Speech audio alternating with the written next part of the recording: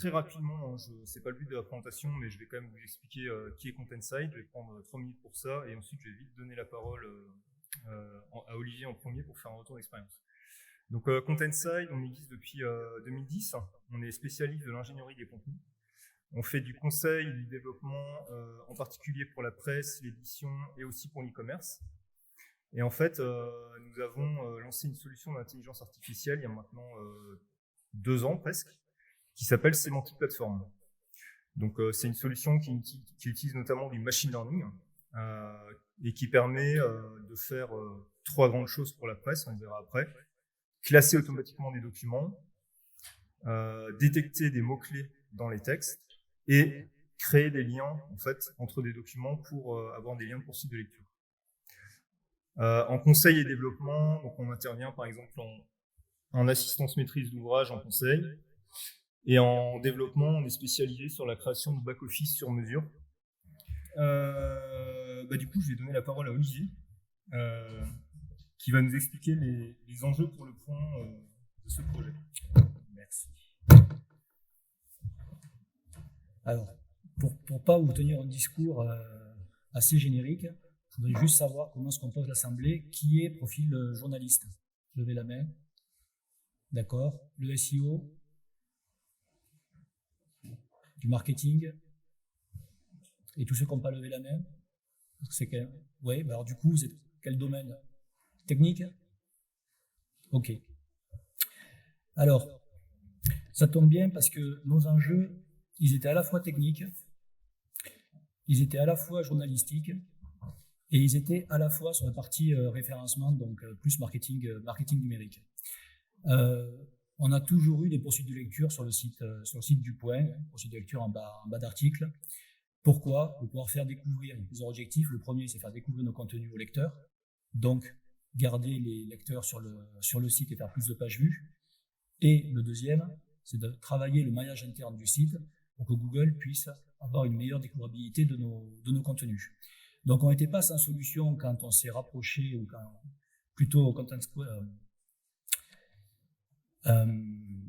le système d'intelligence artificielle nous a été proposé. On n'était pas sans solution technique, et on n'a pas voulu y aller au départ, pour être clair. Parce qu'on sortait d'expériences où on nous avait vanté les entités nommées, on nous avait expliqué que l'intelligence artificielle c'était formidable, ça faisait tout. D'un point de vue technique, c'était galère à intégrer. D'un point de vue gestion avec les journalistes, les dictionnaires, c'était très compliqué. Il fallait avoir un bac plus quelque chose pour pouvoir gérer les entités nommées et avoir un doctorat d'analyse sémantique. Donc, toutes les expériences précédentes qu'on a menées ont été allées dans le mur. Là, je laisserai Abdel vous décrire comment on l'a réalisé techniquement. Là, on est arrivé sur un cas d'école, c'est pour ça qu'on accepte régulièrement de faire ce témoignage. On n'a rien à y gagner, juste vraiment à partager nos satisfactions qu'on a d'intégrer cette solution de Containside. Donc, voilà, les enjeux, la découvrabilité des contenus et faire plus de trafic sur le site, notamment en étant optimisé du côté du SEO.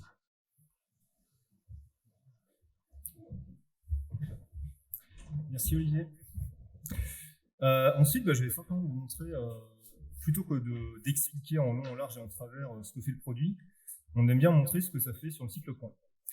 Donc, la première chose, donc là je suis sur un article du site Le Point, la première chose c'est qu'on vient en fait ranger tout simplement l'article dans la bonne catégorie. Donc là c'est la partie classification automatique. Donc notre solution est pré-entraînée sur la classification qui est la plus utilisée dans la presse et peut être adaptée évidemment si l'éditeur utilise un autre système de catégorisation. La deuxième chose qu'on fait, c'est donc les liens pour site de lecture. Donc là on est tout à la fin de l'article et on vient proposer des articles qui sont vraiment sur le même sujet que l'article qui vient d'être lu. Donc là, l'objectif, c'est d'inciter le lecteur à lire plus d'articles, puisqu'en fait, s'il est arrivé à cet endroit, c'est qu'a priori, il a lu l'article et donc il est intéressé par le sujet. Habituellement, les liens pour site de lecture sur la plupart des sites sont basés sur la catégorie uniquement, et du coup, on ramène des articles qui ne parlent pas forcément du même sujet. Donc là, c'est vraiment très fin, et il y a aussi un intérêt, évidemment, en termes de SEO, puisqu'en fait, on vient améliorer le maillage du site. La troisième fonctionnalité, ce sont les entités nommées. Donc en fait, par défaut, on va détecter les lieux, les personnes et les organisations. Donc là, on voit en lieu, par exemple, Japon, Afrique du Sud, Pays-Bas, Nigeria. Et en organisation, on a l'Organisation mondiale de la santé. Et donc là, l'intérêt, il est principalement SEO cette fois, puisqu'en fait, on va ramener derrière sur des tag pages. Une fois que les mots-clés ont été identifiés, on va ramener sur des tag pages, en fait, donc qui vont lister en fait tous les articles qui contiennent le même mot-clé, ce qui va considérablement améliorer le maillage du site et aussi éventuellement inciter un lecteur à lire plus de contenu s'il est vraiment fan d'un lieu, d'une personne ou d'une organisation. Voilà. Du coup, Olivier, je te redonne la parole. Pour un retour d'expérience. Bon, donc les enjeux, il y en a deux. Poursuite de lecture et ménage interne. Dit différemment, le lecteur et le SEO. Voilà. Maintenant, les conclusions du projet ont été allées bien plus loin que ce qu'on avait imaginé. On a découvert qu'on pouvait faire réellement des gains d'efficacité avec les journalistes. Ça, c'est vraiment quelque chose de primordial. Gain d'efficacité et gain de pertinence. Ça, ce sont deux facteurs de succès qui sont directement ressentis et vécus par les journalistes au quotidien. Comment se passait la poursuite de lecture avant, sur le site du Point? Le journaliste fait son article, ça tombe dans une base de données, et le chef d'édition va piocher, quand il veut faire des poursuites de lecture, va piocher via le moteur de recherche les articles déjà produits. Les chefs d'édition, il n'y en a pas qu'un seul, il y en a plusieurs. Donc déjà, on avait une difficulté entre les chefs d'édition pour connaître la totalité des articles, la couverture éditoriale qui était réalisée sur le site, mais aussi ensuite pour pouvoir aller trouver les articles les plus pertinents. Donc il y avait beaucoup de temps de recherche qui était passé. Là, avec l'approche automatique et les propositions que nous font l'IA, avec le calage qu'on a eu avec la rédaction, on arrive à avoir des propositions qui sont, dans 75% des cas, retenues par les journalistes. Voilà. Donc on a une vraie gain d'efficacité et on a un vrai gain de pertinence parce que les poursuites de lecture sont vraiment rattachées non pas sur des mots-clés mais sur une approche sémantique globale de l'article. Donc on n'est plus sur les articles qui seraient proches uniquement sur le titre ou le chapeau, mais réellement sur le contenu global de l'article. Donc des gains d'efficacité et de pertinence, et également sur l'autre axe, le côté SEO, on l'a constaté, on a plus de crawl sur nos pages par Google, et on fait aussi plus de pages vues par les lecteurs. Donc, on s'est basé sur des chiffres, pour vous dire ça. Donc là, on a le nombre de clics sur les liens de poursuite de lecture. Alors, mars et avril, on était en plein confinement. Donc, on voit qu'on ne peut pas vraiment s'en servir comme chiffre de référence. La solution technique a été mise en place au mois de juillet 2020. On a formé, puis il y avait les vacances, donc on a formé les journalistes sur août et septembre. Le système a réellement commencé à être pris en main et on voit que dès le mois d'octobre, on est sur une courbe qui est sensiblement plus importante que la période avant la poursuite de lecture avec intelligence artificielle et on est toujours au-dessus en année, si on compare en année to année, on est toujours sur des moyennes bien plus élevées. Alors, on peut nous objecter que, à partir du mois d'octobre, troisième confinement, regain d'intérêt pour l'actualité, donc poursuite de lecture, donc trafic. Vous pouvez. Maintenant, on voit que le nombre de clics par page vue et par article est également en augmentation. Et pas que sur la partie deuxième confinement, mais également depuis le début de l'année, janvier, février, mars, où on a vraiment un pic d'activité. On le voit aussi, je ne vais pas avancer, mais on le voit aussi de façon très objective dans les logs du site web. On a un outil qui s'appelle Botify, je pense que plusieurs d'entre vous le connaissent, qui nous permet d'avoir une vision de comment Google voit le site. Et clairement, dans ces logs Botify, on voit clairement que le passage de Google a changé entre avant les poursuites de lecture qui étaient semi-automatisées, on va dire, parce qu'elles étaient soit faites manuellement par les journalistes, soit automatisées par rapport à la rubrique de l'article ou bien l'auteur. Et on voit bien que quand on a les auteurs, surtout les éditorialistes, qui vous proposent des contenus très hétérogènes du point de vue sémantique, quand Google passe sur un auteur et qu'il voit que les poursuites de lecture sont incohérentes du point de vue sémantique, j'entends, on perdait des points sur ces pages. Or, avec l'intelligence artificielle, on a la garantie d'avoir une poursuite de lecture qui est sémantiquement cohérente. Donc Google a redonné du poids à des pages d'éditorialistes qui en perdaient du fait d'avoir cette dispersion, cette liberté de temps et de parole qui fait la force de notre journal. Donc on a réellement des métriques objectives pour affirmer aujourd'hui que l'intelligence artificielle qui a mis en place Contentside a des résultats probants sur le référencement et sur la poursuite de lecture de nos lecteurs sur le site du Point. Alors, tout ça s'est fait de façon assez simple, de mon point de vue, et je vais laisser Abdel vous expliquer ça dans le détail. Merci. Bonjour. Je vais vous faire un petit retour d'expérience effectivement de la mise en place de cette solution Contentside au sein de notre journal de Point. Alors, nous avons pris... très bien. Nous avons fait le choix d'impliquer la rédaction dès le départ dans le choix de cette solution. C'est pas quelque chose qu'on avait imposé. On a fait des entretiens avec les chefs d'édition pour voir la manière comment ils travaillaient, comment ils faisaient jusqu'à là. On leur a montré la solution, qu'est-ce qu'ils faisaient, afin de prendre la décision ensemble, de voir si on y allait ou pas. Et pour cela, on a concrètement organisé une sorte de POC qu'on a monté en quelques jours.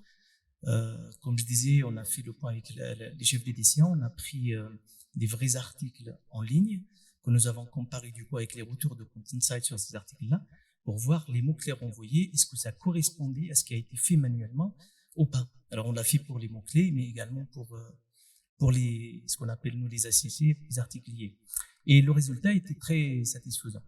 Alors, très satisfaisant pour deux choses. La première, c'est la rapidité, parce qu'effectivement, si on a des API qui répondent au bout de 10-15 secondes, c'est déjà trop tard pour un journaliste. Et la deuxième, c'est la qualité. Si on a des API qui répondent assez rapidement, mais que du coup, le journaliste doit décocher tout ce qui a été remonté, effectivement, c'est pas intéressant. Et là, Contentside, effectivement, allait cocher les deux cases pour ce cas-là.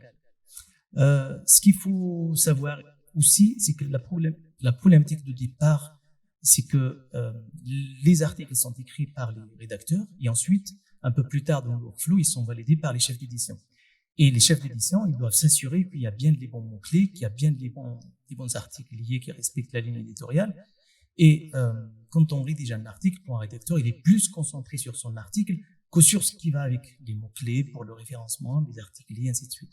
Donc, c'était pas quelque chose qui se faisait d'une manière automatique. On se retrouvait avec beaucoup d'articles qui n'avaient pas de mots-clés et du coup, étaient moins référencés. Alors, la mise en place du coup de Contentside a répondu à cette problématique-là, étant donné que le rédacteur maintenant, c'est lui-même qui clique sur le bouton pour avoir ces mots-clés et ces articles liés. Après tout, c'est lui qui a rédigé l'article, c'est lui qui connaît le mieux les mots-clés et les articles qui doivent être liés à cet article-là. Ce qui fait que on a un article qui va se produire assez rapidement. Enfin, en tout cas, il y a une optimisation en termes de la recherche de ces mots-clés-là et de ces ACC. Ce qu'il faut se dire aussi, c'est que quand on fait une recherche des mots-clés ou des articles liés, ça a un coût. Il faut les rechercher. Mais ça suppose que vous savez qu'ils existent. Et des fois, en fait, on ne sait pas les mots-clés qui existent. On ne sait pas les articles liés qui existent sur le même sujet. C'est sûr, il y a d'autres journalistes qui ont déjà écrit et qui a des papiers intéressants à mettre en article lié. Si vous n'avez pas l'information, vous ne pouvez pas les chercher, même si techniquement c'est possible. Et Contentside répond à cette problématique-là, étant donné que on ne remonte d'une manière automatique la liste des mots-clés et la liste des articles liés. Alors, bien évidemment, il n'y a rien d'imposé au journaliste. Il peut très bien tout décocher, tout valider, tout invalider. Libre à lui de faire son choix.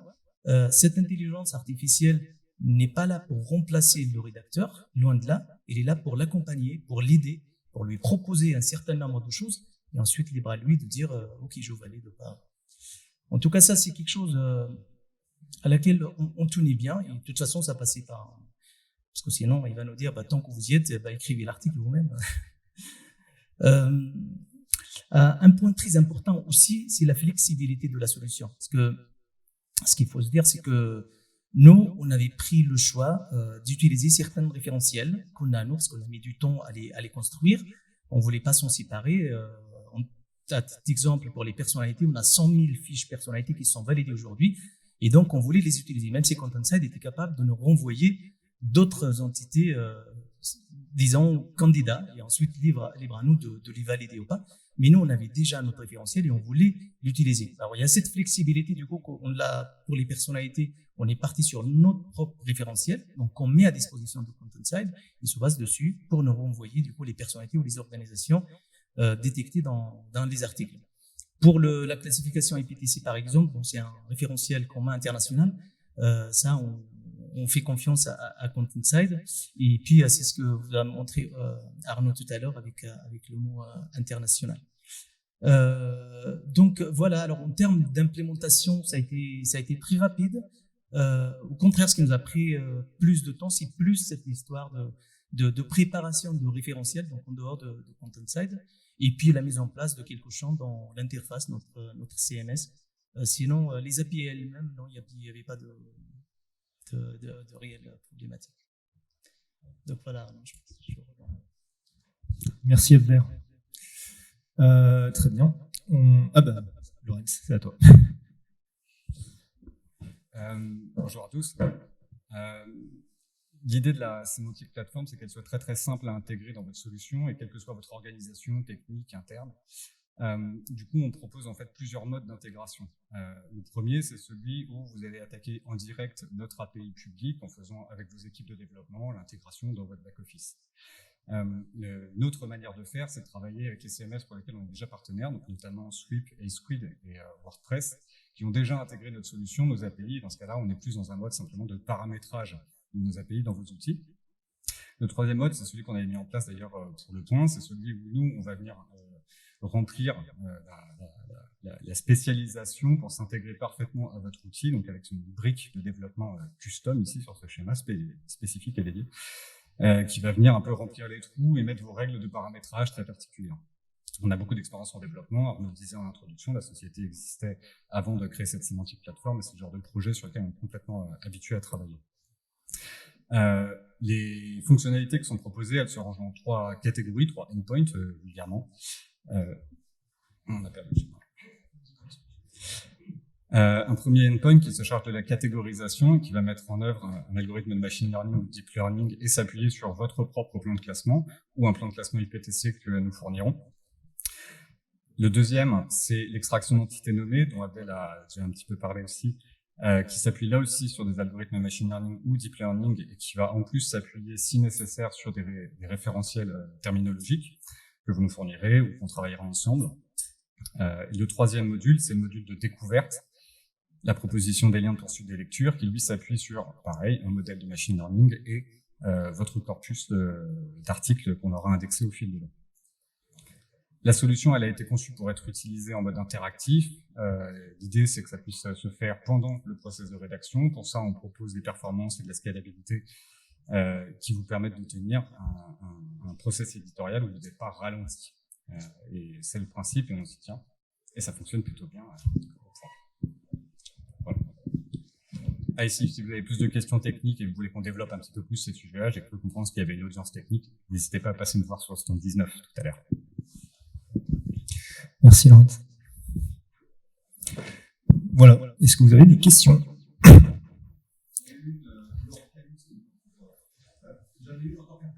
Je vois souvent des articles de poursuite de lecture à la fin d'un article. Ce qui me gêne souvent, c'est que j'ai l'impression, alors que ce soit une solution c'est un petit peu du picorage. C'est un petit peu du picorage, c'est-à-dire que je vois pas de lien logique forcément entre l'article que je suis en train de lire et les articles de poursuite de lecture, hormis que c'est le même thème, quoi. Alors, est-ce qu'à la place de la poursuite de lecture, on pourrait pas imaginer aussi, mais ça fait les rédactions, un parcours de lecture, c'est-à-dire donner du sens aux articles qu'on propose en plus, avec par exemple 1, le background, le contexte, 2, l'historique, 3, les conséquences, 4, les acteurs, de telle sorte qu'à chaque fois qu'on voit un article de poursuite de lecture, on dit ok, ça c'est pour avoir le début de l'histoire, ça c'est pour avoir les acteurs, ça c'est pour avoir les conséquences, de telle sorte que j'ai l'impression de faire un truc logique, au lieu de picorer comme ça, se dire ouais ça parle de la même chose, je vais cliquer aussi, mais sans lien vraiment, cohérent avec ce que je suis en train de dire. Là, on a quand même une certaine cohérence, hein, normalement, dans les liens qu'on propose, justement. Ce qu'on voit d'ailleurs sur les graphiques, puisqu'en fait les lecteurs ont tendance à plus cliquer qu'avant la mise en place de la solution. Après, il y a des liens de poursuite de lecture, il y en a plusieurs types. Il y a aussi des liens de poursuite de lecture basés sur la catégorie. Donc là, effectivement, le ciblage va être moins pertinent. Après, il y a les liens de poursuite de lecture aussi sponsorisés, qui vont parfois amener sur des sites externes, etc. Après, donc, pour vous répondre, ce qu'il faut comprendre, c'est que la solution propose le journaliste et le journaliste décide. Oui, c'est ça. Et justement, donc, j'ai une petite capture d'écran en réserve pour répondre à cette question. Donc là, c'est l'intégration dans le système éditorial chez Le Point. Donc, ce qu'il faut comprendre, c'est qu'effectivement, l'IA ne fait pas tout elle-même, elle propose au journaliste qui valide. Donc, en fait, le journaliste va cliquer sur le bouton qui est en haut à gauche, proposition de mots-clés d'ACC. Donc, ACC, c'est le vocable chez Le Point pour les liens de poursuite de lecture. Et ensuite, l'IA, notre solution, vient pré-remplir les champs. Et en fait, ce qu'il faut comprendre, c'est que dans les ACC, donc les liens de poursuite de lecture, on va en proposer facilement 8, 9, voire 10, et le journaliste ne va pas forcément tous les retenir. Mais là où la solution est vraiment intéressante, c'est que la solution va faire remonter des liens, en fait des articles que le journaliste n'a plus en tête. En fonction des clients, on va paramétrer jusqu'à quand on remonte. Chez Le Point, par exemple, on peut remonter jusqu'à 6 mois. Donc c'est sûr que les papiers qui ont été écrits il y a 6 mois, qui peuvent justement donner le contexte que vous évoquez, qu'est-ce qui s'est passé à la base, je sais pas, dans un contexte géopolitique par exemple, quelles ont été les premières étapes du conflit, etc. Justement, le journaliste n'a peut-être plus en tête ces papiers, et en fait, la solution va lui proposer. Mais le journaliste choisit après. Donc vous me rassurez, donc il peut y avoir une couche d'intelligence naturelle et journalistique qui va rajouter une couche de je vais construire un parcours de lecture à partir des articles suggérés par votre système. Tout à fait. Nous, on est vraiment dans une aide pour le journaliste. Okay. Voilà. Merci. Je vous en prie.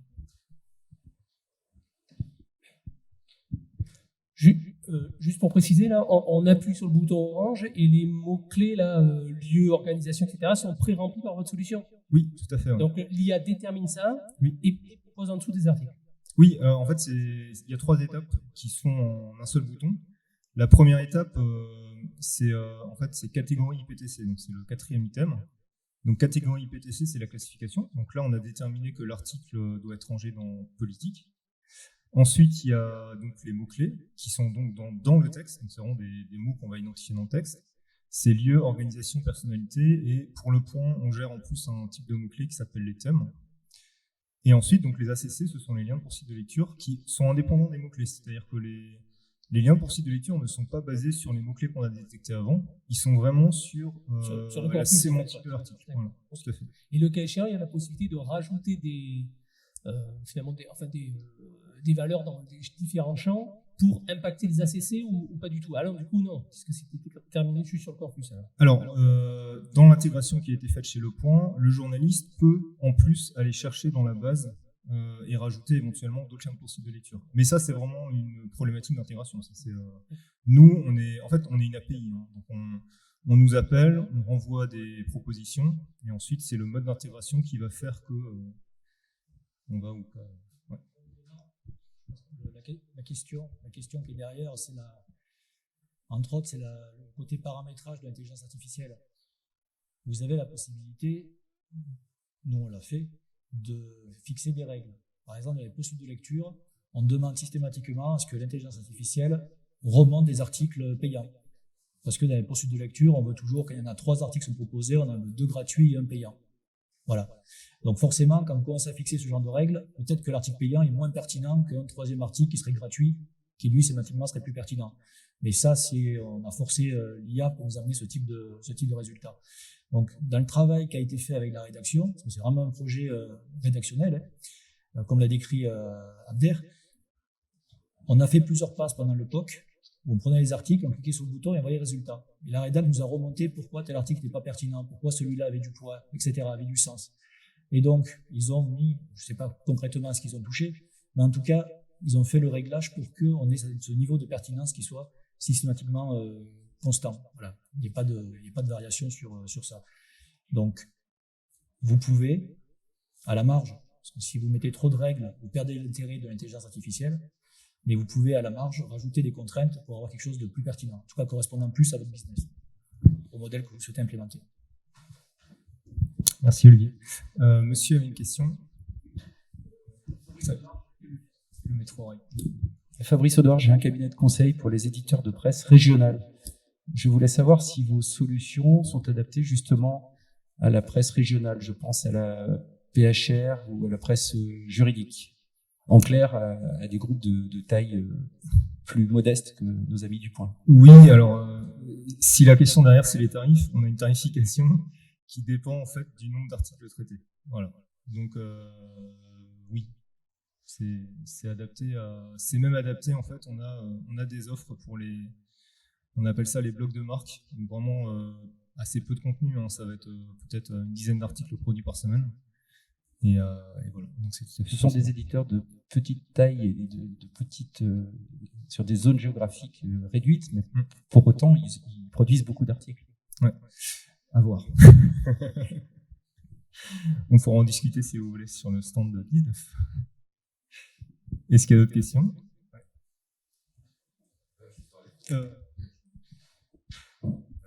Ouais, en fait, est-ce que c'est intégré avec le SEO, là, comment vous cherchez vos mots-clés, machin, tout ça, par exemple, on utilise beaucoup SEMrush, des trucs comme ça, est-ce que vous intégrez le tout, ou alors c'est que un problème de classification, parce que finalement, sur l'aspect SEO, c'est pas que de faire des entités nommées, mais c'est peut-être de trouver les bons mots-clés. Est-ce que votre solution intègre aussi ce genre de problématique? Alors, je pense qu'on prend la question. La question, c'est est-ce que c'est aussi une aide à la rédaction, en fait? Est-ce qu'on... Voilà, non. On ne conseille pas des mots-clés particuliers au journaliste. Le journaliste rédige son article. Et après la rédaction, on vient détecter les mots-clés pertinents. Il y a une subtilité qu'on n'aura pas forcément dit. C'est que les mots-clés, vous avez des alias sur les mots-clés. Donc si pour le référencement, par exemple le truc tout simple, mais entre une rubrique qui s'appelle monde ou actualité, enfin monde ou international a plus de poids que monde, du point de vue référencement. Donc c'est pour ça qu'on a voulu utiliser nos référentiels, parce que déjà dans nos référentiels, on a les mots-clés tels qu'on les trouve dans les extractions classiques, et on a l'alias qu'on veut qu'ils soient réellement affichés. Donc Nicolas Sarkozy, vous pouvez avoir Nicolas N, Nicolas S, Nicolas, etc. Donc, toute cette notion de synonyme, c'est géré par nos référentiels. Et donc la valeur au final qui s'affiche ici, c'est les valeurs que les documentalistes, en lien avec le SEO, ont décidé d'afficher pour le référencement. Parce que les mots-clés que vous voyez ici, là-haut, ils apparaissent dans les métadonnées en haut de l'article. Dans la balise HTML, le méta, vous avez les keywords, et ça s'affiche. Alors, Google a beau nous expliquer qu'il ne se sert plus de cette balise méta keywords, il n'empêche que chaque fois qu'on a eu des variations sur ces mots-clés, on a vu un impact plus ou moins important, c'est vrai, mais en tout cas on a vu un impact. Donc on est toujours à la recherche de l'optimisation SEO, on continue à poser ces mots-clés en les optimisant, mais en y consacrant le minimum de temps. Voilà. Donc oui, il y a du SEO dans les mots-clés. Merci. Est-ce qu'il y a d'autres questions? Très bien. Bah, écoutez, on vous remercie pour votre écoute et du coup, on se tient à votre disposition sur le stand 19 si vous voulez venir en discuter. Merci, bonne journée, bon salon.